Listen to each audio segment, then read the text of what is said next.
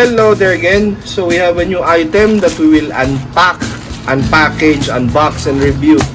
Okay, so this is about 426 pesos or around $8 and some change. Let's open it.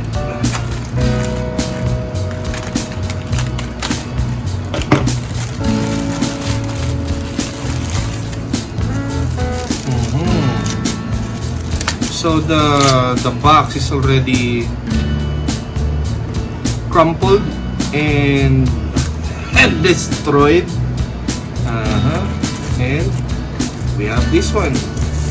They're almost the same, right? Almost the same. Very similar. Very similar. Okay.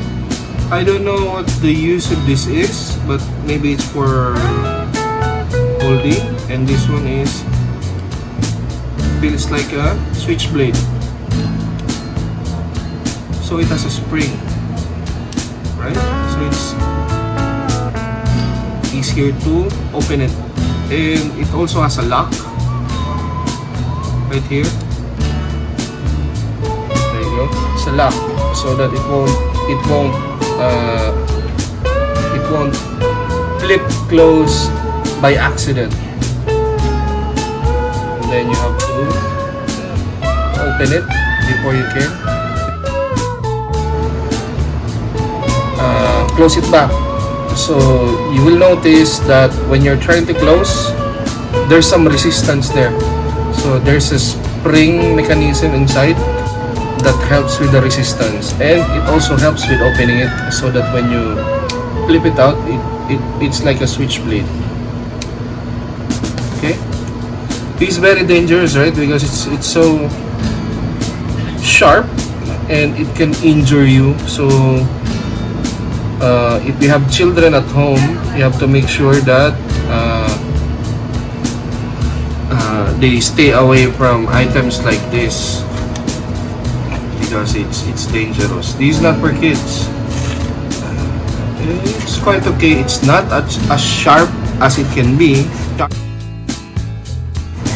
but it's fine. I think it's fine. Although it's a bit more expensive than this one. This one I got it for free, but the price is around 300 pesos or around $6. But this is much more expensive. You will also notice some oil or some grease in here. Don't worry, it's part of the product.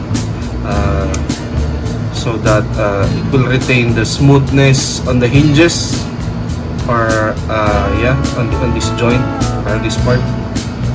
See, then it has, I don't know what you call this, but it's like a mechanism that you have on your pen or mechanical pencils that can allow you to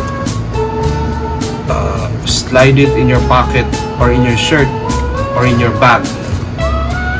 Okay, so I think that's it. It's all metallic,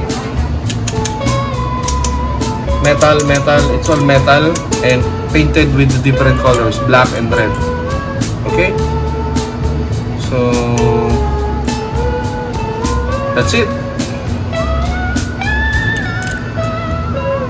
Thank you very much. Please don't forget to like and subscribe.